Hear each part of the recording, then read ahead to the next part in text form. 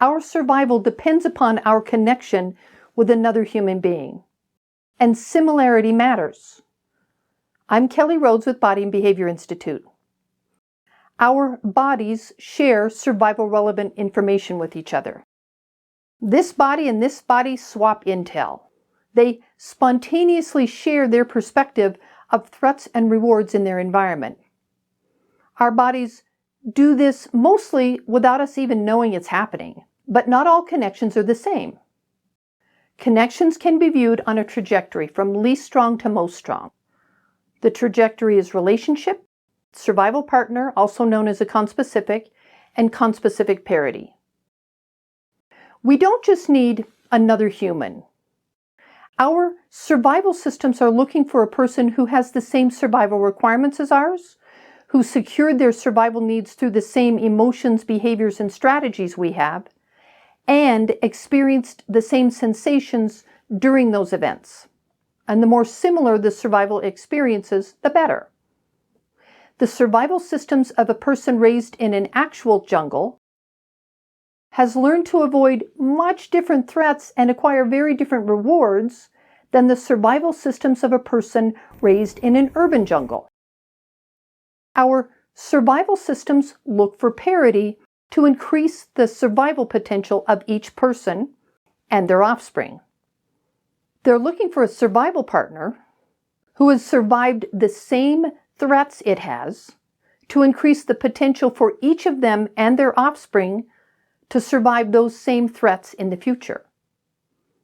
The more similar their survival repertoire, the better. As human beings interact, the collection of their homeostatic experiences is communicated spontaneously. The greater number of similar survival experiences these individuals share, the greater their conspecific parity. The greater their conspecific parity, the better chance of surviving familiar events in the future. This is true for all people, kids and moms and dads and students and scientists and teachers and dentists and everyone around the world.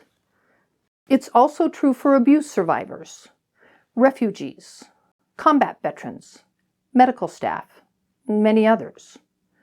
When the experience ends, the neural circuitry remains. These individuals are connected neurobiologically in ways science is only beginning to understand. Their unique shared experiences mean that they share equally unique survival-relevant neural circuitry. This doesn't mean that their bodies responded to the same or similar events in exactly the same way. Every body is different, and events are experienced differently. But they can have very similar responses that can generate similar non-neural and neurocircuitry. This shared neural circuitry takes the form of tiny revisions in dopaminergic signals, sights, sounds, smells, sensations that happen in fractions of a second. Nuanced threat and reward indicators that are totally foreign to others who walk the same city sidewalks and shop in the same grocery stores. Conspecific parity may play a role in why the judicial system can take a child from an abusive or negligent parent, and some children spend every waking moment trying to return to that parent, even if the parent has verbalized and demonstrated their lack of interest in having the child return to them. In the first days and weeks of placement, the child who isn't experiencing conspecific parity with others in their new placement might even run away from the foster home or treatment facility. Until that child experiences some degree of conspecific parity, familiar food, awareness of and attending to familiar threat-reward cues in their new environment, conspecific parity holds more survival value than a fridge full of food, their own bedroom with matching bedspread and pillowcases, or tickets to professional sports games. Although it plays an important role in child welfare and youth treatment, there isn't a lot of research on conspecific parity.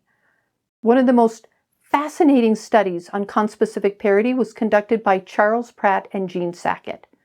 This is Jean Sackett. Gene was a behavioral scientist with the University of Washington. His research was funded by the National Institutes of Health. I believe more research on conspecific parity could help youth in out-of-home placement. I'd like to see scientists research this concept. I'm Kelly Rhodes with Body and Behavior Institute. If you found value in this video, please give it a thumbs up or subscribe.